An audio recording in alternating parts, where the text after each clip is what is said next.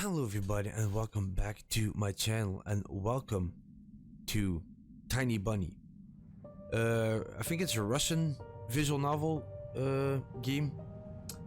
And I actually played a demo of this way back in 2020.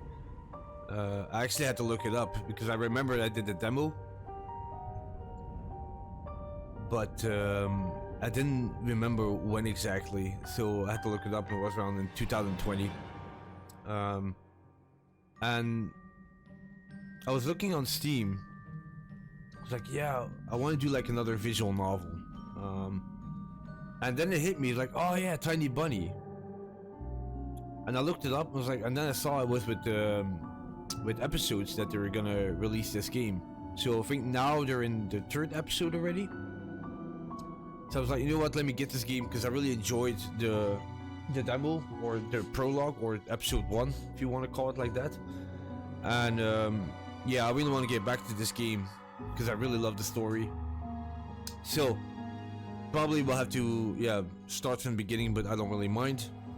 But first of all, let me jump here in the settings and mess around here a little bit with the sound a little bit to lower that a little bit.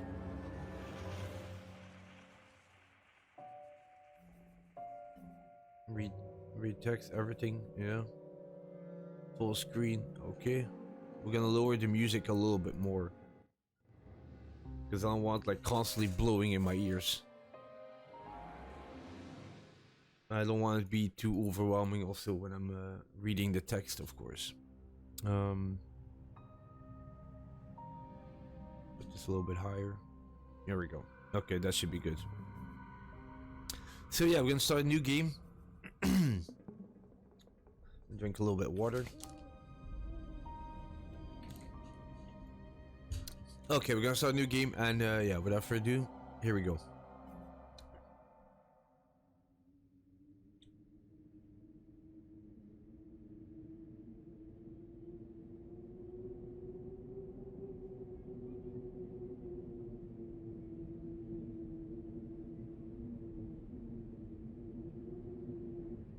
The wind clawed at my window all night long. It wandered the fields and howled like a hungry beast. An endless song weaved from all sorts of voices, shrill, gently, sneery, twined in the air. They were shouting and laughing and arguing about something. Someone was running through the snow while casting long shadows that would occasionally creep close to my bed. Our house had a mind of its own, the creaky old mind of a building that has seen a lot in its days, and was seemingly trying to share its wisdom with the inhabitants. The lonely house faced the forest, and the dark green thicket gazed back with hollow eyes, rustling, whizzing, swinging back and forth. One could come out and stand on the edge of the forest to reassure themselves there was nobody behind the crooked trees. Fuzzy silhouettes swaying in the wind couldn't possibly do any harm. It's just a play of light and shadow. Just a play. I knew it. I knew it was just my imagination. I was already 12 after all. Still.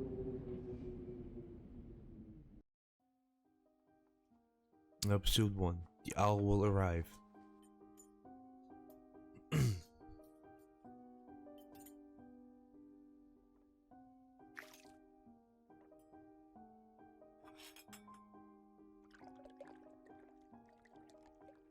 Убери книгу немедленно.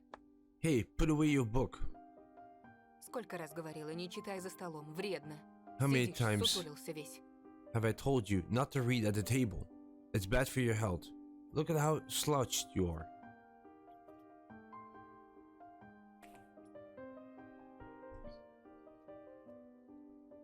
I didn't protest and put the book about Coon the Barbarian aside.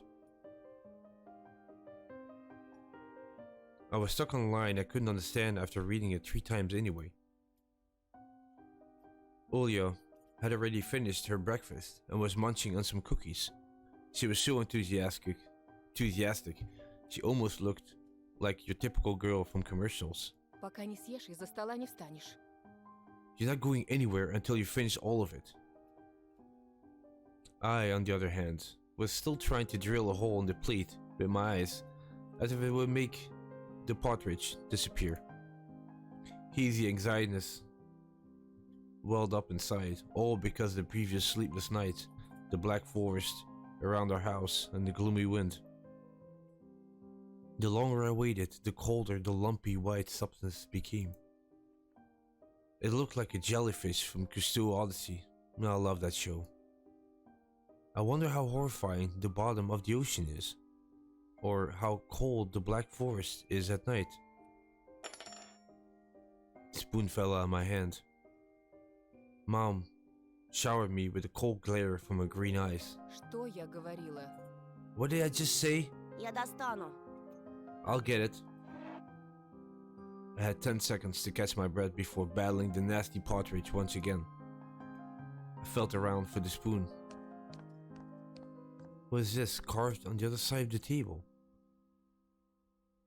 Karina. Huh, that's my mom's name. I guess she carved it out with something pointy when she was little. She sure was a rascal, damaging the furniture like that. She would scold me for a week if I did something similar though. Should I remind her about it? No, she's been in a bit of a bad mood lately. I imagine her being my age, sitting on this table. And I wonder, was Mom afraid of the dark back then? Or the sounds coming from the attic? Or the thick forest? I imagine my grandma coming into my little mom's room, sitting at the edge of her bed while Olya sleeps nowadays, and saying this in her soft, smooth voice. Тайга — особое место, детятка. Taiga is a special place, little girl. Она к тебе присматривается, принюхивается, It's watching you closely, sniffing you out, словно хочет понять, что ты за зверь такой. trying to discern what kind of beast you are. Понравишься, в беде не бросит. If you're a good sort, it won't abandon you in times of trouble. А будешь проказничать, схватит за бочок и утащит с собой под землю. But if you're a bad apple, it'll grab you by the side and drag you under the ground. Тут и дело с концом. And that would be it.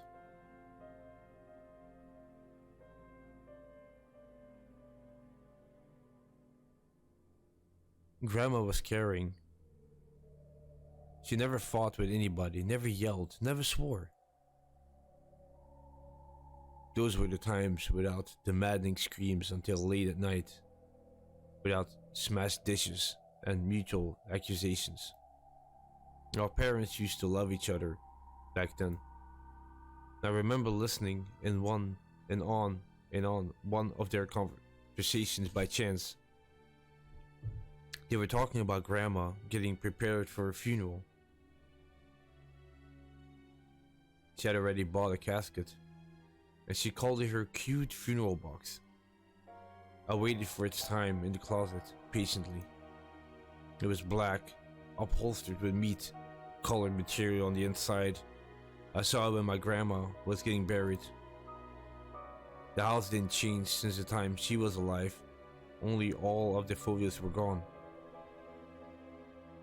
Glass-covered pictures with grey faces of my ancestors. They all had a dead, but watchful look in their eyes. I crawled out from under the table. Olya was done with her cookies and was looking at my share like a sly woodland critter. I turned my gaze toward the frosted window. There were a lot of dark pines outside, but they didn't grab my attention. The pattern of frost formed a picture on the glass. Оля, гляди, лиса! Olya, look, it's a fox. Где? Where? It looked almost like those optical illusion thingies they put on the back of student notebooks. A mixture of lines at first glance, but if you blur your vision a little bit, and look under a certain angle. Да не на улице, на стекле. And outside, on the window. Смотри, вот нос, вот. Look, here's the nose, and here's... Ну-ка, доедай. Hey, eat up. Да, да, Yeah, сейчас. yes, just a moment. Я ничего не вижу. I don't see anything. Живо. Совсем Hurry немного up. осталось. There's not much left. А, вот. Ah, there it is. Все равно не похоже. It still doesn't look like one. А я говорю, похоже. I'm telling you, it does. No, Похоже. it does. Прекратите. Stop Ну it. что за дети? These kids, I swear. No, I couldn't see the fox either. It disappeared. Went away. Only the frosty patterns, similar to stretched out nettle leaves, kept creeping up the glass. My dad entered the kitchen with long, measured steps. I want to have a beard like his when I grow up. Mom would always ask jokingly, "Come on, shave it off, it stinks." This was so long ago. Nowadays, rumbling doors and witty comebacks were an everyday occurrence. Olya always covers her ears whenever she hears something like, "What's the point in all this?" through the wall. "It's all for your sake," Dad would reply. "For the sake of our family."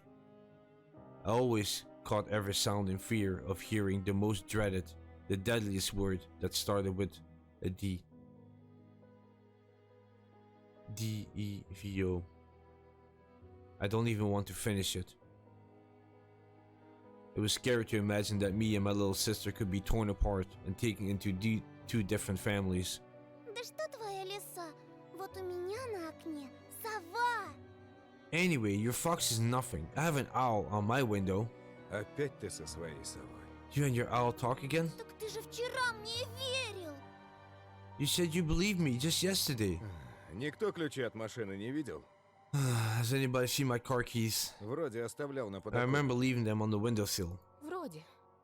Right. Вроде оставлял. Maybe you did. Maybe not. Вроде взрослый мужчина. You're a grown man, отец двоих a father of детей, а two, вроде... and still. Перестань, пожалуйста, Карин. Karina, please stop. Дай мне спокойно Just let me get собраться. ready in peace. В корзине твои ключи. The keys are возле in the телефона. basket near the phone. Огромное тебе человеческое спасибо. Well, thank you very much. Антон, ешь быстрее, а то как мученик сидишь. Anton, stop making a martyr out of yourself and finish eating already. А сова? But the owl! Не было там никакой There was совы. no owl. Была. But there was one! Глазюки огромные. That Во. giant Светятся. glowing eyes. Olya sprung up from her chair and placed her hands on her little face, imitating a pair of eyes with her fingers, the size of an apple each. В прошлом году бабай в шкафу. Сейчас сова?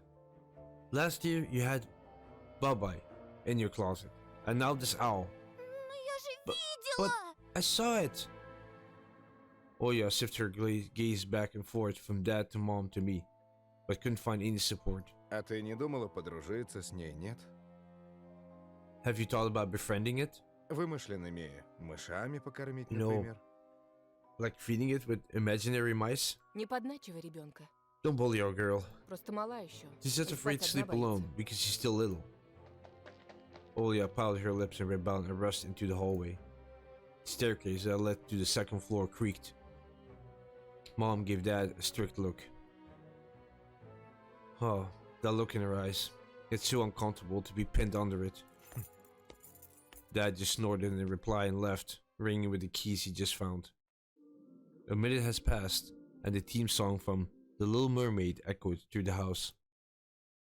It was stored on incredible worn out cassette tape, which Dad already had to glue together once. And it's so easy to fix objects, by gluing them back together, for example. But how do you fix a relationship? Mom moved to the living room, and I was left alone, anxiously stealing glances at the window. Olya had trouble sleeping ever since we moved to this house. She would toss and turn, or curl up into a ball under her blanket. Sometimes she would jump up in the middle of the night and turn on the VCR. Cartoons helped her to take her mind off all the troubles we had with the move and our parents. And then Olga said she saw that giant flying monster outside her window. she became obsessed with it. Our parents did everything in their power. They tried every little trick to get rid of those ridiculous fears. Olya refused to sleep alone and didn't believe that the owl was just one of her nightmares. After last night, I was unsure what to make of my sister's words, what to think of it myself. Can nightmares be infectious? That night I couldn't get a wink of sleep and ended up thinking of what to expect from my new school. There were a couple of days left before the beginning of a new term.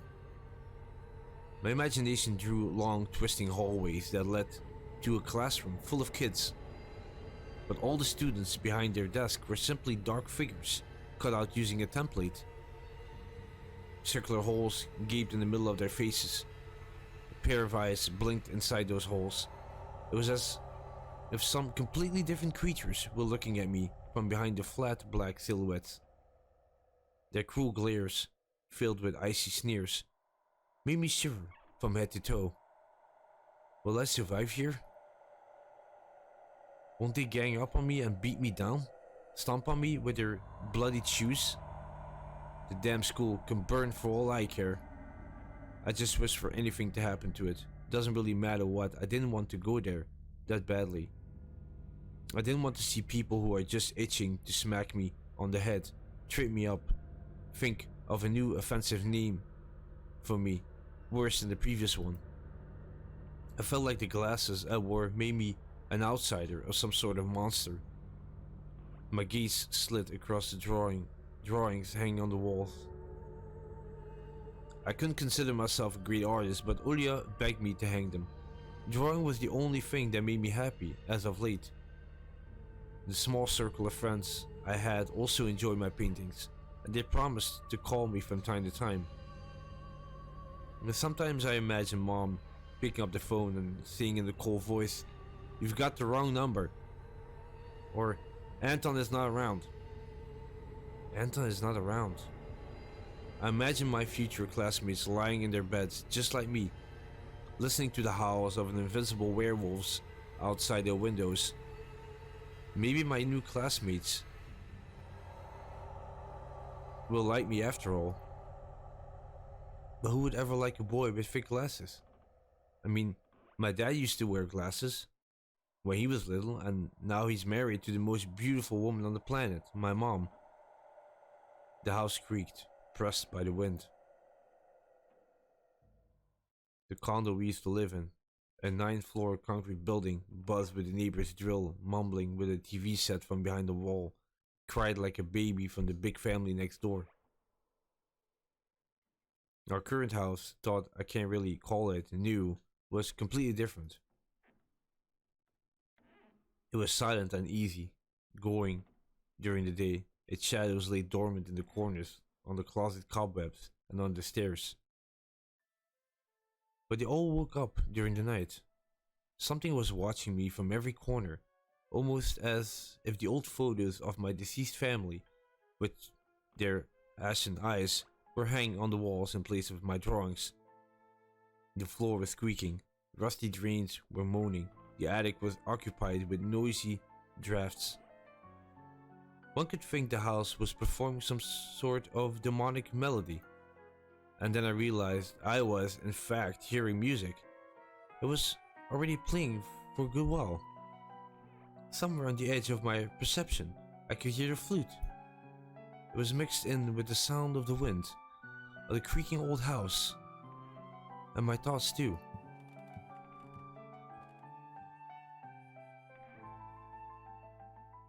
I stood up and rushed to the window.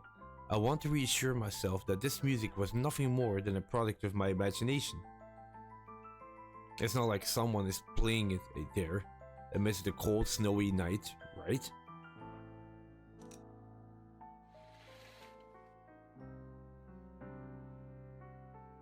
Someone was dancing in the field. Black silhouettes I could barely make out with the dark forest as their backdrop. They jumped around, basked in the moonlight, bumped into piles of snow, rolled around and crawled on all fours. A story about wolves playing on the moon came to mind. But these were clearly not wolves. They stood upright at times, circled around, holding hands and whipping up snow, disappearing into the shadows for a brief moment and then coming back. Something bizarre was going on. Shadows dancing in the starless abyss made my imagination go wild, making me anxious at the same time. Suddenly, the music had stopped. The dancing shadows froze into place, and I could swear, pierced me with their eyes. One of the silhouettes immediately parted from the bizarre shadow carnival and sprinted across the field with giant leaps. Glided on the sneaky snow without leaving any prints until it was devoured by the pitch black shadow of my house, which became even darker and thicker. My heart was jumping around like the bird inside a cage. I shut the curtains with a swift motion and stepped back towards the bed. They saw me. A freezing torrent of fear washed over me. I stood in the middle of the perfectly dark room and listened to some unwanted guests move and scrape around, looking for an entrance. The sound moved to the right, then circled around the house. Now my guest should be at the front door. I jumped into the bed and covered myself with a blanket as if it could protect me. The shackles of fear locked my muscles. I remember the funeral, my grandma lying there, hands crossed her chest, her facial features sharp like that of a tin doll. Ants running up and down the legs of chairs that held my grandma's casket. I imagined those little creatures climbing up her head and pulling up her eyelids with their tiny legs. Then her wrinkly eyeballs would once again move inside their sockets, and she'll be able to see her grandchildren. I was chanting the spells she taught me throughout the whole procedure. And now, lying under the blanket, listening to squeaks and howls, I was repeating the same words. На острове Буяне, в синем океане, стоит домовина, в ней сало и глина, волосы седые, чертям еда, раба Божьего Антона не тронут никогда. On the island of Buyan, underneath the blemished sun, in the sea of color blue, stands a cabin made of wood. Бесы забудут дорогу к дому, Evil, leave this house must. мертвый к мертвому, живой к живому. Ashes to ashes, dust to dust. Bizarre sounds have disappeared. I constantly peeked out from under the blanket and saw curtains waving around like a hangman. And then the night dosed me with a new portion of boiling terror. Sound scratches at my eardrums. In reality, something or someone was scratching at the front door, hurriedly clawing at wood, demanding to be let in. The door was shut. Dad had become very cautious recently, so he installed a sturdy lock. I remember him staring at the forest intensely, as if he was looking for someone. Мертвое к мертвому, Ashes to ashes, живое к живому. dust to dust. I hugged my knees, placing my chin between them, and drilled the door with my eyes. It was so flimsy and weak before the might of darkness. And then the doorknob twitched slightly. Then it turned halfway, once, twice, as if the person who tried to enter had no hands. Doorknob tilted once more and then started clicking violently. My jaw cramped from fear. My wet fingers clenched the blanket. The door creaked and opened. The wind taunted me, moaning inside the tin drains. Now you'll see. The door was wide open. The darkness rid inside the carnivorous mouth of a doorway.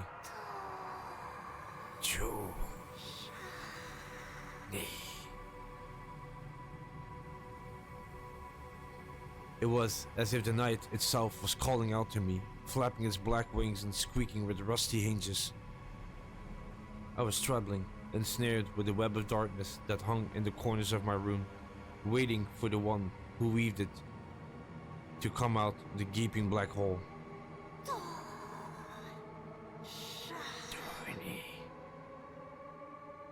My abdomen tightened and my chest rose up, ready to exhale a desperate scream.